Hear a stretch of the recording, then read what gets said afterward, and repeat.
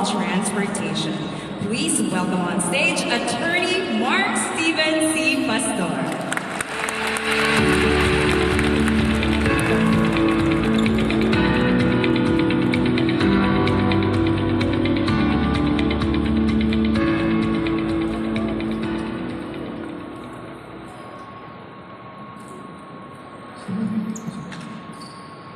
Secretary Jaime Bautista,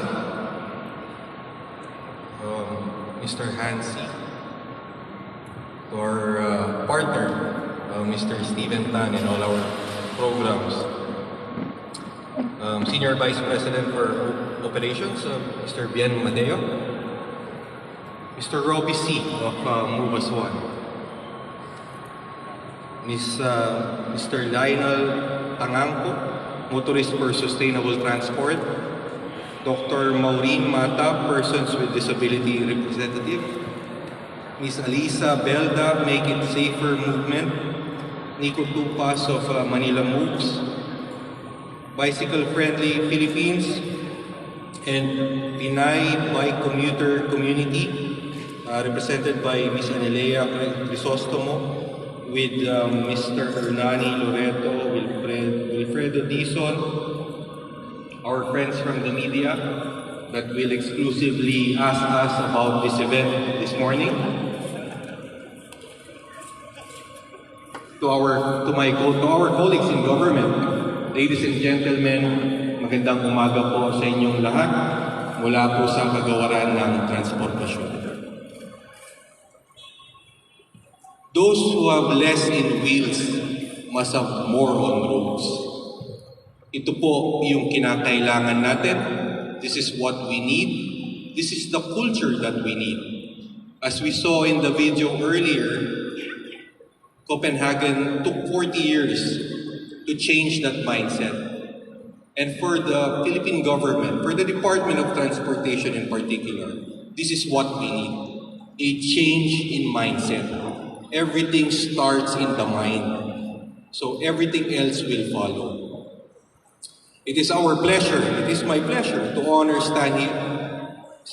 stand here before you as we launch yet another highlight in our long-standing partnership with SM, which helped establish better cycling infrastructure and policies for every Filipino. In the past 3 years, the Department of Transportation, through our active transportation team, has established 564 kilometers of bike lanes that are compliant with international standards in urban cities nationwide. This year, we are expanding by at least 470 kilometers, utilizing our 2022 appropriation to further expand our active transport initiatives. But we need the support of everyone. We need every Filipino to adopt and accept the mindset that every cyclist, every pedestrian has an equal share on the road. We have launched multiple initiatives and programs to promote active transportation as a viable and healthier mobility option. And each event has been a success, mainly due to the active participation and support of everyone here today.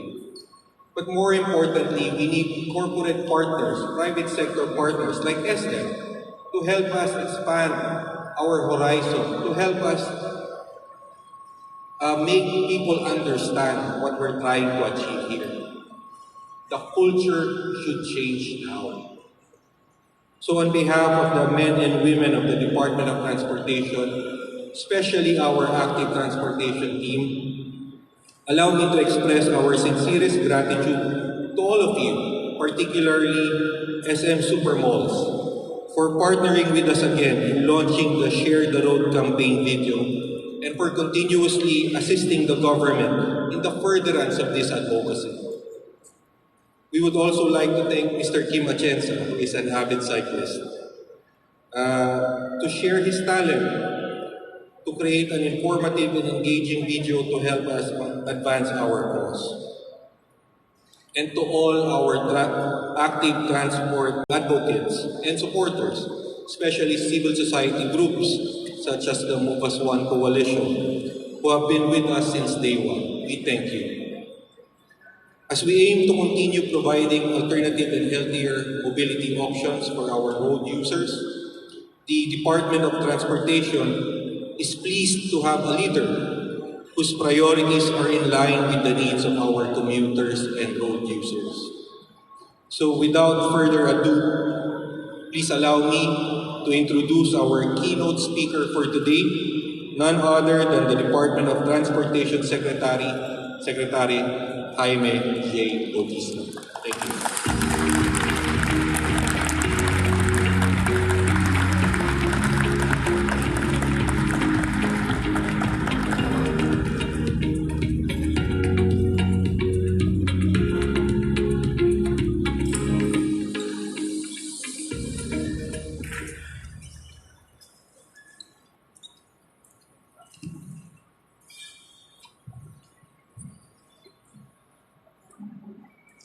Mr. Hansi, Chairman of SM Prime Holdings,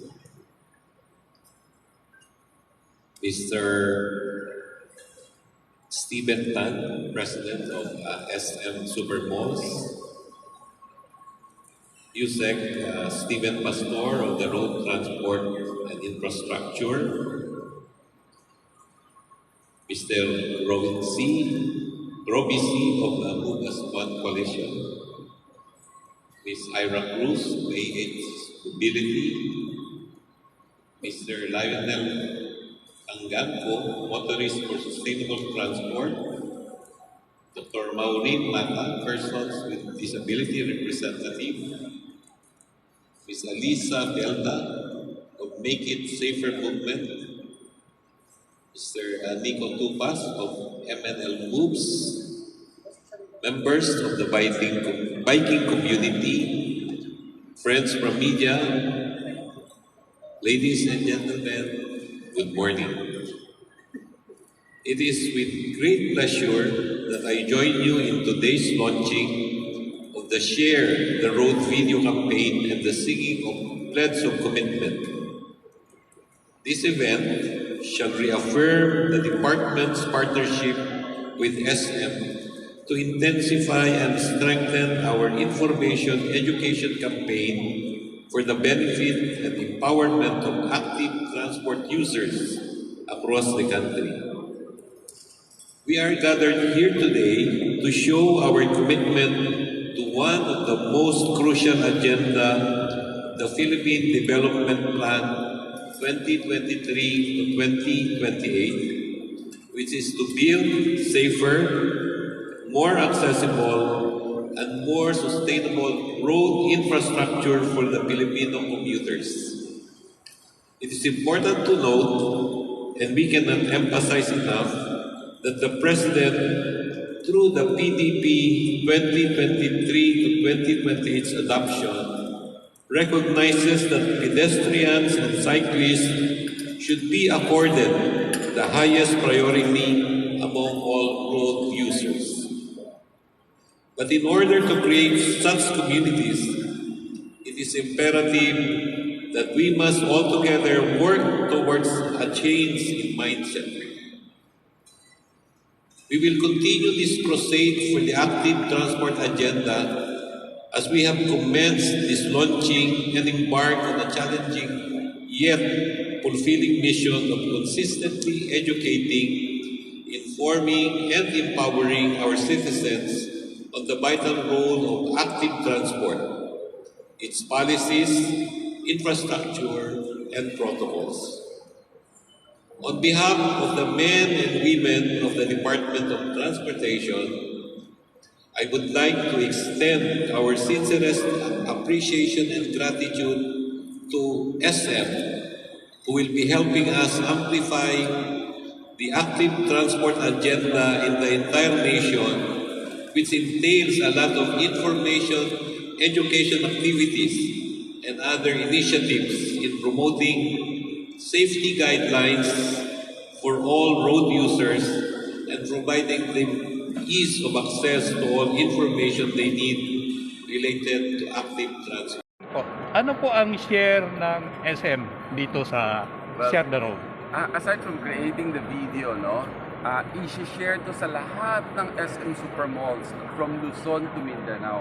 So mas madami talagang makakita nitong video na to. Kasi this video naman is talagang very important. No? It's respecting the cyclists, respecting the motorists, and also even the pedestrians. No? So talagang this is about, making our roads safe, and accessible. Kailan po nag-start ng SM na makibahagi sa ganitong Matagal na. We have been promoting, but even way before, we always have bike parking, no? So nag-umpisa yan sa mga bike parking. Siyempre, mga empleyado natin na pupunta sa work na kailangan mag-park ng kanilang bike. So, and kasi dati, nilalagay lang yan sa handrail. So we really created that bike parking a long time ago. Maybe 10, 20 years ago, even 30 years ago, no? But we have, just like any other things, we have been improving all our facilities. Ngayon sa mga SM, meron na rin mga parang repair stations, no? Tapos may mga vending machines. Tapos we've been partnering also with DOTr on yung mga pamphlet na pinamimigay sa mga siklista para alam kung paano, simple ways to on how to bike, parang respecting each other sa may road. Message na lang po doon sa nagbabike. Misahin niyo po.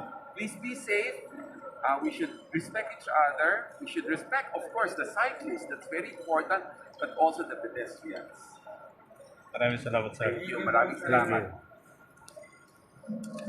Yes, good morning. Ako po si Robert C. With the Move as One Coalition. Organization kami ng mga civil society groups and volunteers interested in sustainable mobility.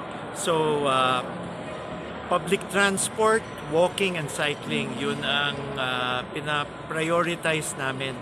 Kaya, yes. Ano po ang participation nyo rito sa Actually, Share the Road? We are witnessing yung commitment ng Department of Transportation to push for yung priority para sa mga vulnerable road users at yung pedestrians and cyclists.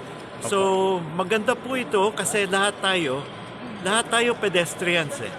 At marami na rin ngayon na nagbibisikleta kasi kulang yung public transport, kung minsan magastos din, mahirap rin magmaneho ng kotse o motor kasi traffic. So if we have good bike lanes, safe sidewalks and wide facilities, it will encourage everyone to take on what we call yung active transport. And it will be healthier, cleaner, greener for all of us in all of our cities. Message po doon sa nagbabike at saka doon sa four wheels vehicles. Well, for those in motor vehicles, please consider the needs of other Filipinos. We should all share the road. Dapat yung pag-share ng road hating kapatid. We should look at Filipinos, the majority of Filipinos are not car users. The majority of Filipinos rely on public transport, walking and cycling. Dapat meron silang share sa kalsada natin. Maraming salamat, sir. Thank you.